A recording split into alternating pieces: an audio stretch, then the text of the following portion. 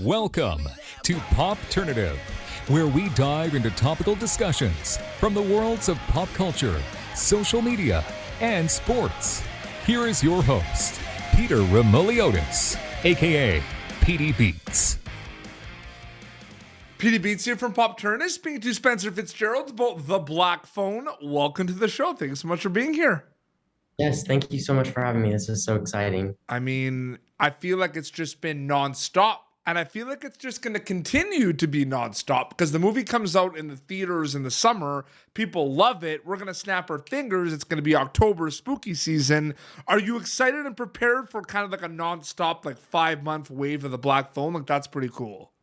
I know it's been crazy already, and just to think that it's gonna keep going and going, it's just I don't know. I didn't expect it to go for this long. I expected there'd be maybe like something like people are gonna start maybe like seeing me a little bit and like on social media and stuff, but I didn't think it was gonna keep going and going, and now we're already in August. It's gonna keep going till October, November, and I know it's crazy. It's like, does it feel kind of like, I'm wondering if you talk to your family and friends, your cast about this, does it feel like you're on a roller coaster that you can't get off, basically? yeah, I don't know, it's crazy, and like now that I'm back at school, all my friends are talking about it, and I'm just like, I don't know, I'm kind of getting like, okay, guys, let's just kind of like try to move on a little bit. Like we're still stuck on this, you know? Oh, absolutely. Tell me about the audition process. Did you indeed audition for one of the bullies? So my audition process was actually like really weird. So I originally auditioned in like December of 2020, Okay. and I originally auditioned for Vance. And Okay. then the following week, I auditioned for Billy, and then I didn't audition for the bullies until like a month after. So I auditioned for all three bullies in one. I think Jordan talked to you about that Yeah. last time. So yeah, I just auditioned for all three of them as one character. Yep. And then I didn't hear anything back from that until a week later. And it wasn't even about the bullies at all. It was actually a callback for Billy. So I was like, oh, maybe. So I actually had a Zoom call with the casting director, and I read off the sides for Billy. And then I didn't hear anything back. And I kept auditioning for roles such as the people that were fighting Vance in the Yeah. pinball arcade, and the baseball boys at the beginning of the movie, Yeah. and some of the kids in the hallways of the schools. And then I didn't hear anything back for a few weeks, probably like middle of January, until I found out that I was like pinned for Buzz. And I was like, pinned? What does this mean? I don't know, because I've never been pinned before for anything. And then I was like, maybe I might actually get this. I don't know, because I was in the running. I was like, I don't know, maybe I should start worrying about this. I don't know. And then another week went by, and I found out I got the role. Absolutely. I've talked to Brady and Jordan about this as well, but I want to talk to you about it, get your perspective. I mean, one of the big scenes for the bullies, of course, is the chasing Finney into the bathroom, and the bathroom scene with Robin. That's a big scene. It's a big scene for the movie. Big scene for you and Brady and Jordan. I think the coolest thing I heard about this, Spencer, is that sequence of you chasing Finney and then the bathroom scene was shot at 2 different times. Yes, they were. It was completely different months, probably exactly a month later after. And I don't know, it's crazy. I feel like a lot of people think that movies are like that. They film like that, and it is not like that at all. It takes months and months to get these scenes out there and these movies out there. And a lot of people think that things are in order, and no, scenes are all over the place. I mean, we filmed a month apart, and I mean, the bathroom scene wasn't even actually the bathroom of the school. It was outside and far, far away from the actual school that we were filming in, and it was outside, and it took hours and hours to film both of the scenes. So I feel like a lot of people don't realize that, and it's crazy because they were like, we're gonna have you in the middle of February, and then we're not gonna bring you back till the middle of March. Yeah. And I was like, what? It's kind of weird. Yeah, I know. It's so crazy. When Brady told me that, I freaked out. I was like, that's crazy to think, because you're watching it as a viewer. You just assume that was done like the same week. Yeah. Or I something. know, it's crazy.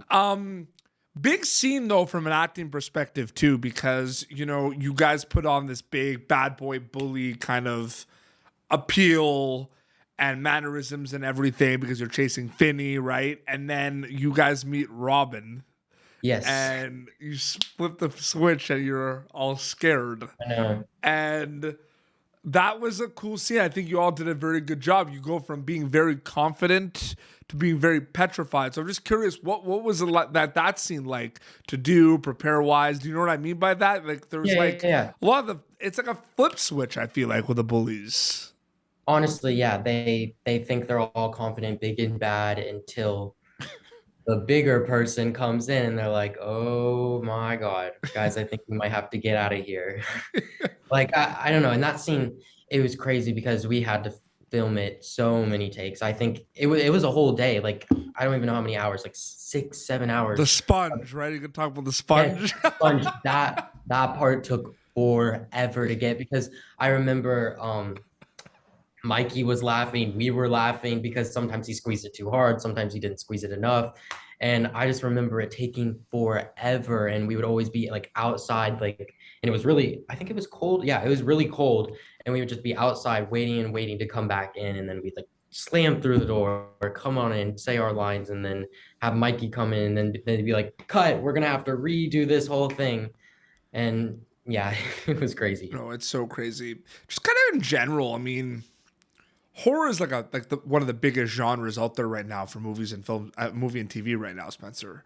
And you're in a horror movie that's doing very well, but at the end of the day, you're in a horror movie at a time that like where horror is kind of massive. So I'm just curious what that's like for you specifically, being like in a horror movie in general at a time where horror is like such a big deal right now. Yeah, when I filmed it, I mean, I wasn't thinking about how it was going to be perceived and how people were going to think of this movie at the time. I was just thinking like, I'm in a movie. Like this is kind of crazy. This is weird and exciting and fun. But once starting getting closer, I'm like, this is being perceived actually pretty well.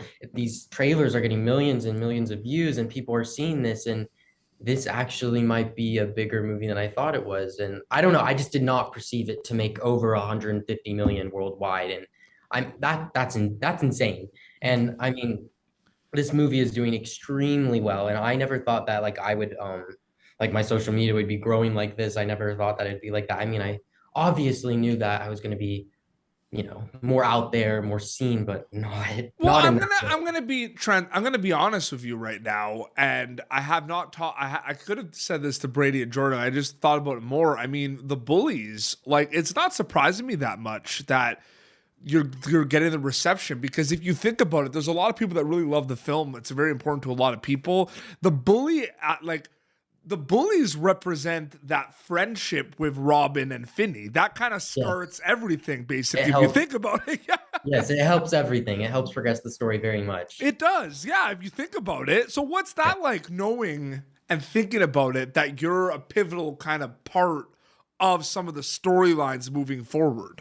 I'm just so thankful to be able to have been a part of this in film. General, yeah. In general, but to actually progress the story and to make these characters have this friendship and bond and progress it even more. It's crazy, and it's very heartwarming to see people like thanking us and like looking at all of us, because I mean, obviously there's the phone call scenes with the Shadow Kids with Finney. Those are huge scenes, of course, right? But the bully scene, like, that's an important scene. Like the Robin kind of talk with Finney.